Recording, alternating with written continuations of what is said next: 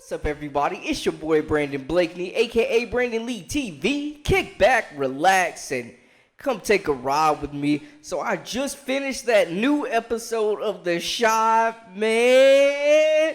It's some drama going on. Last episode was kind of smooth sailing a bit. You know, there was a lot of love in the air. But this time, it's a whole lot of drama, whole lot of animosity, some strong feelings coming out, man. Whoo-wee. Let's get into it. You are now locked into the Live with Brandon Blakeney podcast. Here is your host, Brandon Blakeney. So the show opens up with Duda in the shower getting them yammies in, and he's with Tony from Girlfriends. He's got a new ting, and then his old ting walks in and interrupts. You know, she's back, strong black queen. She ain't going nowhere. But Duda got other things on his mind, man. He's dealing with some issues on the business side of things. He's got the preacher. Hey, man, it might be Poppa'S Pop might be up out of there, man, but he's dealing with that. He's lost the power struggle that he had over Victor. Like, it's just a lot he's dealing with, man. He's got to get those guns off. He's looking to, seems like, get out the game, man, totally. And he's looking to see who he might be passing it down to. And it looks like young fella, new fella that is coming in. He's smart, he's young, he's aggressive out there. Hey, man, and they even got your boy Rashad in there back doing dirty work, but he need the bread. He need the bread, you know what I'm saying? He got a high, classy woman. He can't get a job, and now he's back in it. His boy Youngin, Jabari done got him back into the game, and they putting that pressure on him. He's dealing with it and going through the motions, and you got Jabari and the gang. It was nice, man, to see, like, the different elements. First off, the communication, man, with the black men talking, all the fathers, brothers, uncles, the OGs, kind of going through their feelings in a circle. Because as black men, you know, it's always, we got to put this strong face on and carry the shoulder, the world, the pressure of the world on our shoulders. So it was nice to see some brothers meeting up and being able to express themselves and talk about some real stuff that people was dealing with, man. So I was happy to see that. Then on the other side, the return of Jake. He wasn't in the last episode. He's in this one. Got the clothing brand popping, yo. Like, he got rappers wearing it around the city. Like, he's blowing up. And it seemed like, you know, with Gemma struggling with her career and Maisha trying to get her off the ground and college and graduation looming, seemed like there was a little bit of jealousy, a little bit of animosity.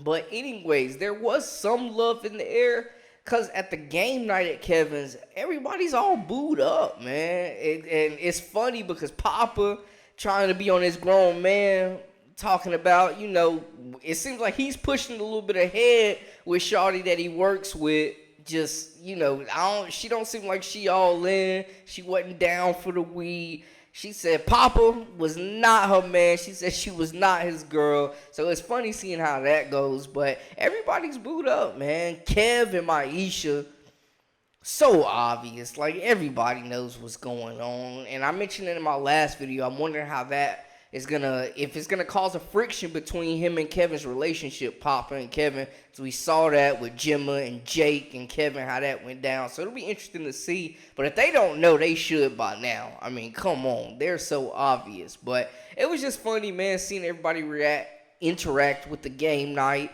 and seeing all the couples come together, man, boys versus girls for the game night. It was a totally different vibe than the meeting with the men, just sharing their feelings and everything that's going on with them. Then you got Big Emmett, still doing his thing, bouncing things with Keisha and the kids. He getting all this bread from the gang side of things, man, from Duda and his people and Nuck, and they got him holding bread, and he's obviously shooken up. Still looking for that gun for majority of the episode till his pops lets him know, like, yo, I took the gun. Still protecting him. So we seeing that black father still standing up for his son, man. Still standing up and just being there, being that influence and trying to keep Emmett out of trouble, man, because he's going down a dark path. Darnell know his son ain't no gangster, man, and he's standing up for his son, protected him, so the gun was located. But Emmett's definitely going through some growing pains of his own, man. He's balancing a lot. And like he said in the talk, he's like, how can I be a strong black man if I never saw one?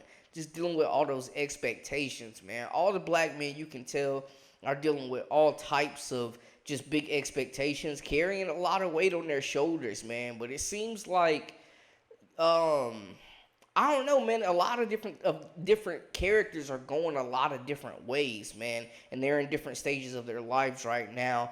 And then on the other side, you got Dre teaming up with her old team, her old ex, and you can tell there's still some feelings there, man. Obviously, they both moved on physically, but emotionally, I don't know. That could absolutely cause some problems, man. It's just a lot of messiness going on with relationships between them two, as well as Papa and what he got going on with old girl and Kev and their relationship on the low. It's a lot of secrets right now going on, a whole lot of secrets. But I like that the community is still thriving, coming together, and they're relying upon one another.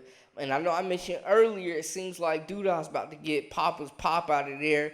The good preacher, the good minister, man, was preaching that sermon. It seemed like it was aimed at Duda. They know what kind of impact he's having on the city, calling him the devil, and they needed to get him out of there, man.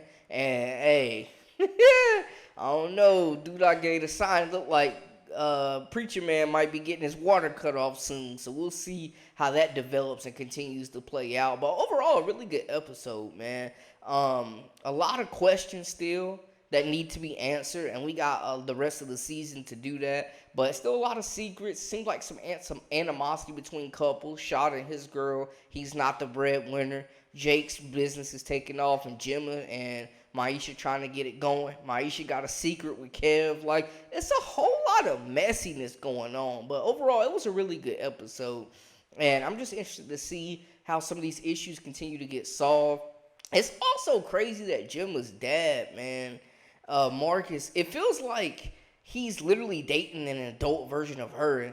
And then you got this man, Rashad, still tripping over the girl. Like, bro, she came to dinner and he sweating, man. And he had just talked about how he was lusting after a woman he couldn't have anymore. He had her once, and we see her the next scene at the dinner table, bro, was obviously feeling pressure, man. He looked mad uncomfortable. So some new relationships, Jabari's still dating, and it's interesting to see like how him and Nay interact, and if that street code, if that street life is going to end up splitting them apart. I feel like we're going to get deeper into that storyline too, but definitely the big cliffhanger that we're left with what's going to happen to Poppa'S Pop, man. I don't know. It's sad because he's been a central figure in the show as far as being that stability and trying to be that strong black role model. And we know how close Papa is with his dad. So it's interesting to see what's going down and what's going to happen. Is he going to get his water cut off? I don't know, man.